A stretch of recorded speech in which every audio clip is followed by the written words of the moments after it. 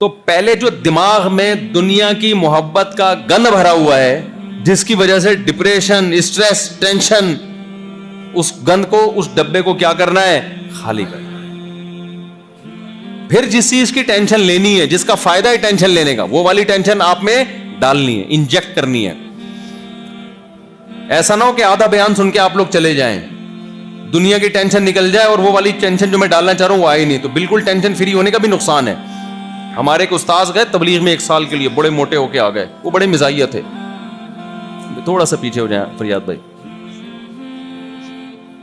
تو ہمارے ایک استاذ تھے، تبلیغ میں گئے، 1 سال لگا کر بڑے لال سرخ موٹے تازے ہو گئے نا. وہ مزاحیہ بہت تھے. ہم نے کہا استاد جی آپ تو سال لگا کر آئے ہو، ماشاء اللہ آپ کی تو صحت ہی زبردست. انہوں نے کہا بھائی دیکھو، 2 ٹینشنوں سے انسان دبلا ہوتا ہے. ایک دنیا کی ٹینشن سے، بیوی بچوں کی فکر، کمانے کی، اور ایک آخرت کی ٹینشن سے. تو کہتے میں جب تبلیغ میں نکلا تو بیوی بچوں کی ٹینشن تو ختم ہو گئی، آخرت کی پیدا نہیں ہوئی. آدھا کام ہوا، آدھا نہیں ہوا. کہہ رہے یعنی اپنی نالائقی بیان کر رہے تھے کہ بھائی میرا تبلیغ میں تو جب انسان جاتا ہے دنیا کی ختم ہوتی تو آخرت کی پیدا ہوتی ہے نا. تو کہہ رہے میں نالائق آدمی، میں جب گیا تو دنیا کی ختم تو ہو گئی، آخرت کی پیدا ہوئی نہیں، تو بالکل ٹینشن فری ہو کے آ گیا. تو کیا ہو گیا؟ موٹا ہو گیا میں. تو ایسا نہ ہو آپ آدھا بیان سن کے چلے جائیں، دنیا کی ختم ہو جائے اور جو میں چاہ رہا ہوں وہ والی نہ ہو، تو یہ مسئلہ خراب ہو جائے گا. پورا بیان سن کے جایا کریں. لوگ میرا 4 شادیوں کا بیان سن لیتے ہیں، جو حقوق والا بیان ہے اس دن وہ بیان میں آئے بھی نہیں ہوتے، جس میں بیویوں کے حقوق کی بات ہوتی ہے. لوگ میرا وہ بیان سن لیتے ہیں جس میں نے کہا ابا اگر شادی نہیں کر رہے تو کر لو شادی، خود سے کر لو. وہ والا نہیں سنتے جس میں ہوتا ہے کہ اپنے خرچے پہ. صحیح ہے نا؟ وہ پھر ابا کو سے زور ڈال کے پیسے لے رہے ہوتے ہیں. تو ابا کے خرچے پہ تھوڑی، اپنے خرچے پہ میں نے کہا تھا. اچھا بھائی، تو نبی صلی اللہ علیہ وسلم نے فرمایا کہ ایسے روزی ملے گی جیسے پرندوں کو. تو بیسک ضرورتیں تمام پرندوں کی ہم دیکھ رہے ہیں پوری ہوتی ہیں. بچے بھی بڑے ہو جاتے ہیں، الا یہ کہ کوئی حادثہ ہو جائے، وہ تو پھر کوئی انتہا نہیں ہے حادثہ. جب اللہ ہی نہ چاہے کسی کو پنپنے دینا تو زلزلے بھی آئیں گے، سیلاب بھی آئیں گے، تو وہ تو پھر مالدار غریب اس میں برابر کے پستے ہیں. تو آج سے ایک کام آپ اپنے دماغ میں بٹھا لیں کہ ہم نے اپنی بنیادی ضرورتوں کو فوکس کرنا ہے، اور ہم میں سے کسی کی بیسک ضرورت پوری ہو گئی تو ہم نے زیادہ کی کوشش تو کرنی ہے، زیادہ کی ٹینشن نہیں لینی. کوشش کریں. کیوں؟ کوشش کی حدیث میں ترغیب ہے، المؤمن القوی احب الی اللہ من المؤمن الضعیف. نبی صلی اللہ علیہ وسلم نے فرمایا پاورفل مومن اللہ کو کمزور سے زیادہ محبوب ہے. علماء نے لکھا ہے اس میں جسمانی طاقت بھی ہے، معاشی اکنومیکلی آپ مضبوط ہوں یہ طاقت بھی ہے، نالجیبل ہو آپ کے پاس نالج کی طاقت ہو یہ بھی ہے، کوئی فن کی طاقت ہو آپ کے پاس تو یہ بھی. تو کسی بھی لحاظ سے آپ اپنے آپ کو پاورفل بنانے کی کوشش کرو گے تو آپ اللہ کے محبوب سے محبوب تر بنتے چلے جاؤ گے. بنیادی ضرورتیں پوری ہو گئی، اب ٹینشن لینے کی اجازت نہیں ہے. ہاں پاور سے پاور حاصل کرنے کی کوشش کرو گے اور اچھی بات ہے. اکثر میں اس موقع پہ اپنا ایک واقعہ سناتا ہوں. ایک تاجر مجھے ملے جن کی ماہانہ کم سے کم 1 کروڑ آمدن ہوگی. وہ پرانی بات ہے، اس وقت 1 کروڑ آج کے 10 کروڑ سمجھ لو آپ. بڑی فیکٹریوں کے مالک، تبلیغ والے تھے ماشاءاللہ، بڑی خوبصورت داڑھی ان کی، 5 وقت کے نمازی. میں نے ان سے کہا آپ کی اتنی آمدن ہے، 1 کروڑ فرض کر لو، تو آپ اس کو بڑھا سکتے ہیں؟ انہوں نے کہا بڑے آرام سے بڑھا سکتا ہوں، میں 1 کو 2 کروڑ بھی کر سکتا ہوں، میرے پاس وسائل ہیں. تو میں نے کہا بڑھاتے کیوں نہیں؟ کہہ رہے ہیں کیا ضرورت ہے، دنیا مسافر خانہ ہے، یہاں سے ہم نے جانا ہے، کیا خیال ہے؟ تو دنیا سے دل یہ مٹی ہے، کھڑی مٹی، پڑی مٹی. تبلیغ والے بتاتے ہیں نا دیر آر 2 types of مٹیز. مٹی کی کتنی قسمیں ہیں؟ تبلیغ میں وقت لگایا ہے تمہارے ہاں بھائی، آپ کے ہاں تو اجتماع ہوتا ہے تو آپ لوگ نے بھی وقت نہیں لگایا، تو پھر تو بڑی محرومی کی بات ہے نا. مرکز اورنگی ٹاؤن میں ہے نا. تو تبلیغ میں سکھایا جاتا ہے بلڈنگ کھڑی مٹی ہے اور دوسری جو زمین پہ وہ کیا ہے؟ پڑی مٹی. ہیں دونوں مٹی، دل لگانے کی دونوں نہیں ہے. تو ان تاجر نے کہا کہ دنیا مسافر خانہ ہے.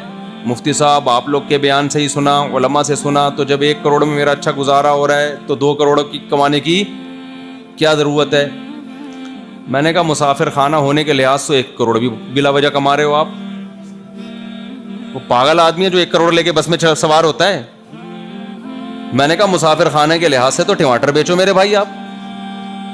ہاں نا, مرنا ہے نا, تو 1 کروڑ کے کیا قبر میں لے کے جاؤ گے کیا؟ 2 ٹائم کی روٹی کھاؤ گے, 3 ٹائم کھا لو گے زیادہ زیادہ, کتنا کھا لو گے؟ تو میں نے کہا آپ ایسا کریں, آپ اپنے گھر کا کرایہ دیکھیں کتنا ہے, اور 3 ٹائم کی روٹی اور آلو پیاز ٹماٹر کا خرچہ نکال کے, گیس بجلی کا بل نکال کے جتنا کما رہے ہیں مجھے دے دیا کریں, کیونکہ دنیا کیا ہے, مسافر خانے, کیا کرنا ہے اتنے پیسے کا. اس لحاظ سے تو 1 کروڑ بھی غلط ہے. تو کہنے بات تو صحیح ہے, پھر کیا کرنا چاہیے؟ میں نے کہا بھائی آپ کماؤ کس کی خاطر؟ اللہ کی خاطر. نیت یہ کرو کہ آپ ڈبل کماؤ گے, تو جب دینداروں کے پاس زیادہ پیسہ ہوگا تو بات کس کی سنی جائے گی؟ دیندار کی. جس کے پاس پیسہ ہوتا ہے نا اس کی بات سنی جاتی ہے. وہ ایک حکیم صاحب تھے, ان کو لوگ سلام کرتے ہیں نا, السلام علیکم, حکیم صاحب کہتے ہیں ٹھیک ہے پہنچا دوں گا. لوگوں نے کہا عجیب بیہودہ آدمی ہے یار, سلام کر رہے ہیں جواب دے نہیں رہا. پھر ایک بندہ حکیم صاحب السلام علیکم, نے کہا پہنچا دوں گا, اسی سٹائل میں نا. پھر تیسرا بندہ سڑک پہ گزرتے تھے, حکیم صاحب السلام علیکم, نے کہا پہنچا دوں گا.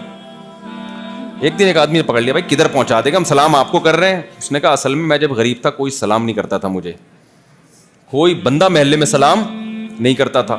اب جب سے پیسہ آیا ہے نا تو لوگ سلام کرتے ہیں, تو یہ مجھے نہیں میرے پیسے کو کر رہے ہیں. تو شام کو تجوری ہے میری پیسوں سے بھری ہوئی, اس کو سلام پہنچا دیتا ہوں. تجھے وسیم نے بھی سلام کہا ہے, غفار نے بھی سلام کہا ہے, سلیم بھی تجھے سلام کہہ رہا تھا. سمجھ رہے؟ تو اس نیت سے پیسہ کما لو بھائی کہ آپ جب بات کرو گے تو سنی جائے گی, تو اور حق بات کی نیت سے کہ میں حق بات کروں گا تاکہ وہ حق بات سنی جائے. میں غریبوں پہ ظلم نہیں کروں گا, بلکہ جو ظلم کرنے والا ہے اس کا ہاتھ روکوں گا میں. اگر حضرت عثمان جیسے مالدار لوگ ہمارے نبی کے ساتھیوں میں نہ ہوتے تو جہاد کے موقع پہ 400 گھوڑے کون دیتا ہے بھائی؟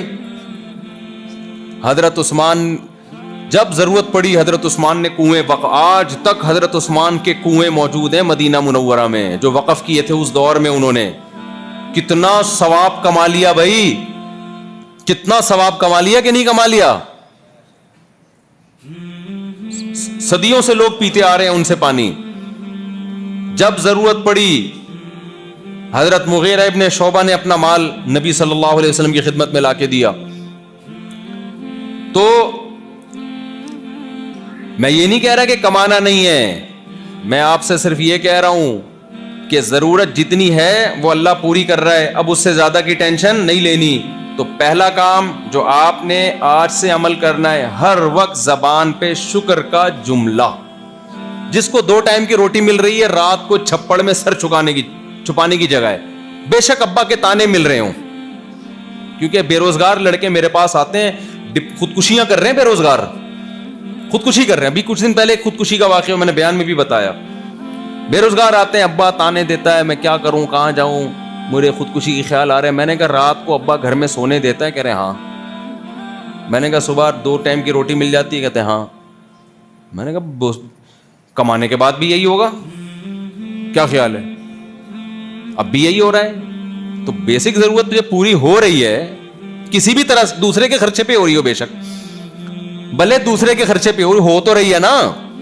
جب میں نے کہا بھوک ستائے نا, بالکل مرنے لگو بھوک سے, اللہ پھر بھی نہیں مرنے دیتا. پھر اللہ کہتا ہے چوری بھی حلال ہو جاتی ہے. آپ کو اتنی ایسا نہ ہو کہ بھوک لگ رہی ہو چوری کر لیں آپ.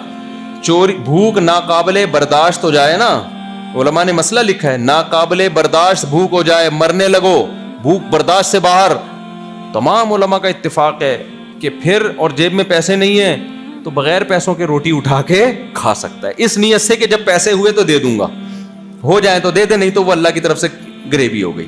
وہ ہوٹل والے کے کسی گناہ کی سزا اس کو اللہ نے دنیا میں دے دی.